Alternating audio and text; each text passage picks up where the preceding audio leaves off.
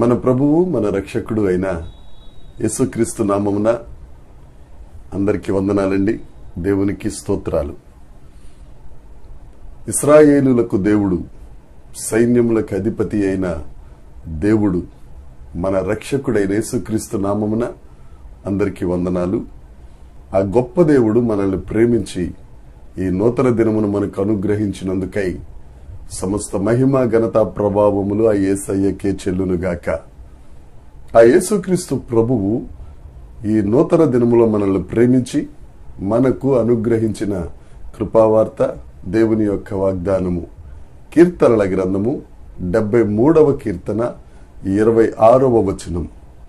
నా శరీరము నా హృదయము క్షీణించిపోయినను దేవుడు నిత్యము నా హృదయమునకు ఆశ్రయదుర్గమును స్వాస్యమునై ఉన్నారు. దేవునికి స్తోత్రం కలుగునుగాక, దేవునికి మహిమ కలుగునుగాక. ప్రభువైన యేసుక్రీస్తునందు ప్రియమైన సహోదరి సహోదరులారా, దేవుడు మనకిచ్చిన వాగ్దానం, ఆయన మన హృదయమునకు ఆశ్రయము, మనకు స్వాస్యమైన దేవుడు. దేవునికి స్తోత్రం. ఈ 73వ కీర్తన ఆసాపు గారు వ్రాసిన కీర్తన. ఈ ఆసాపు గారు దావీదు మహారాజు ద్వారా దేవుని మందిరములో దేవుణ్ణి స్తుతించటానికి, దేవుణ్ణి ఆరాధించటానికి ఏర్పాటు చేయబడిన ప్రధాన గాయకుడు, అంటే క్వైర్ లీడర్ అన్నమాట. ఈయన దేవుణ్ణి స్తుతిస్తూ ఉండేవారు. దేవుణ్ణి మహిమపరుస్తూ ఒక దినాన ఈయనకి చిన్న అసహనం, చిన్న మత్సరం ఏర్పడింది. 73వ కీర్తన మొదటి వచనాల్లో చూస్తే, భక్తిహీనుల యొక్క క్షేమం నేను చూసినప్పుడు నేను మత్సర పడుతున్నానయ్యా. మేము నిన్ను స్తుతించినా ప్రార్థించినా ఎంత భక్తిగా ఉన్నా మాకు ఒకంత శ్రమలు వస్తున్నాయి, కష్టాలు వస్తున్నాయి, సంతోషం కూడా వస్తూ ఉంది. కానీ భక్తిహీనులు మాత్రం వారు క్షేమ దినాలు అనుభవిస్తున్నారని కీర్తన సగభాగం వరకు రాసి, ఆ తరువాత ఆ భక్తిహీనుల యొక్క అంతమును గురించి ధ్యానించుకున్నప్పుడు ఆసాపు గారు గొప్ప ధైర్యంతో నింపబడి దేవుని యొక్క ఔన్నత్యం ఏంటో వారికి తెలియచేయబడింది. ఈ భక్తిహీనులు ఎంత క్షేమంగా ఉన్నా వారి అంతం ఒక పచ్చిగడ్డి లాంటిది.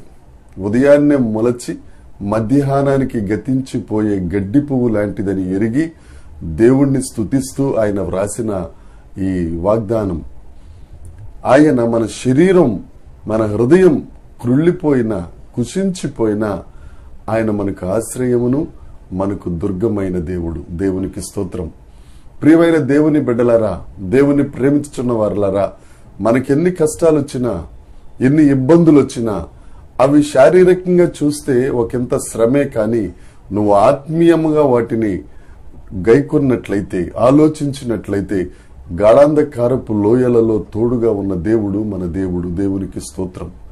వారికి క్షేమస్థితి ఉన్నా, వారికి గాఢాంధకారం వచ్చినప్పుడు కనుచూపు మేరలో వారికి ఆశ్రయముగా ఎవరు లేరు. గాని గాఢాంధకారం దేవుణ్ణి నమ్ముకున్న మనకొస్తే దేవుడు మనల్ని ఎత్తుకుని ఆయన భుజముల మీద మోస్తూ ఆ గాఢాంధకారపు లోయలో, ఆ శ్రమలలో మనకు ఆదరణిస్తూ, ఆ శ్రమలలో మనకు ఊరటనిస్తూ, ఆ శ్రమలలో విజయం ఇచ్చి, ఆ శ్రమల ద్వారా నువ్వు పొందిన విజయముకై నీకు బహుమానమును అనుగ్రహించి నీకు ఆశ్రయమై, నీకు స్వాస్యమైపోతారాయన.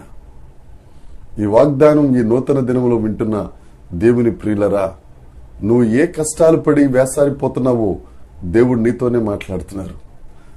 శారీరక సంబంధమైన శ్రమల, ఆత్మీయ జీవితమును కొనసాగించలేక వేసారిపోతున్నావా? దేవుడు నీ హృదయమునకు ఆశ్రయం, ఆయన నీకు స్వాస్యం, నీ సొత్తు. మనం ఆయన సొత్తు. దేవునికి స్తోత్రం. శారీరకంగా దేవుడు ఆశీర్వదించరు అని నేను చెప్పట్లేదండి. నువ్వు ఆత్మలో వర్ధిల్లుతున్న కొద్ది నువ్వు శారీరకంగా కూడా ఆశీర్వదించబడతావు. ఒకంత ఈ శ్రమలు వచ్చినాయి అనంటే, ఈ పరీక్షలు వచ్చినాయి అనంటే నువ్వు ఉత్తీర్ణుడవైతే నీకు పై మెట్టిలోకి వెళ్తావు, ప్రమోషన్లోనికి వెళ్తావు. నువ్వు ప్రమోషన్లోనికి వెళ్లి ఆశీర్వాదాన్ని స్వతంత్రించుకునేంత వరకు నీకు ఆశ్రయమైన దేవుడు, మనకు స్వాస్యమైన దేవుడు ఈ పరీక్షల ద్వారా, ఈ విశ్వాసపు పరీక్షల ద్వారా పరలోకమునకు చేర్చి తన కుడి పార్శ్వమును నిన్ను కూర్చుండబెట్టి బలా నమ్మకమైన మంచి దాసుడా అని నిన్ను పిలవటానికి ఇష్టపడుతున్న స్వాస్యం నీకిస్తున్న వాగ్దానం. ఆయన మనకు ఆశ్రయమైన దేవుడు. ఎవరున్నా లేకపోయినా శ్రమలలో యేసయ్య నీకు తోడుగా ఉంటారు. కష్టాలు వచ్చినాయి అనంటే ఎవరు మన వెంట ఉండరు. 10 రూపాయలు జేబులో ఉన్నాయి అనంటే 10 మంది మన చుట్టూ తిరుగుతారు. గాని కష్టం వచ్చిందంటే నిన్ను హత్తుకునే దేవుడు, నిన్ను ఎత్తుకునే దేవుడు యేసుక్రీస్తు ప్రభు ఒక్కరే. ఆ దేవుడు చెప్తున్నాడు, నేను నీకు ఆశ్రయం, నేను నీకు స్వాస్యమై ఉన్నాను. ఈ వాగ్దానాన్ని స్వతంత్రించుకో, ధైర్యం పొందుకో. ఎవరున్నా లేకపోయినా యేసయ్య ఆ ఆశ్రయం మనకున్నారు. ఆయనే మన స్వాస్యం. దేవుడి మాటలు దీవించునుగాక. దేవుని కృప మనందరికీ తోడే ఉండునుగాక. ఆమేన్. ప్రార్థన చేసుకుందాం. పరలోకమందున్న మా తండ్రి పరిశుద్ధుడా, మీకు వందనాలయ్యా. ఈ నూతన దినములో మీరు మాకిచ్చిన వాగ్దానం, మా హృదయమునకు నీవు ఆశ్రయము, మాకు స్వాస్యమైన దేవుడు. మా ప్రియులు ప్రభువా ఏ ఏ పరిస్థితులలో శ్రమలలో ఉన్నారో, ఒకవేళ మత్సర పడిపోతున్నారో వారందరినీ ఒక్కసారి నువ్వు కరుణించి కనికరించి దేవా వారిని ఆ శ్రమల నుంచి విడిపించి నీవే ఆశ్రయ దుర్గమని, నీవు మా స్వాస్థ్యమని వారు తెలుసుకున్నట్లు మీ కృపను అనుగ్రహించమని, మీరు మహిమ పొందుమని మా ప్రభువును మా రక్షకుడైన యేసుక్రీస్తు నామమున ప్రార్థించి అడిగి వేడుకొనుచున్నాము తండ్రి.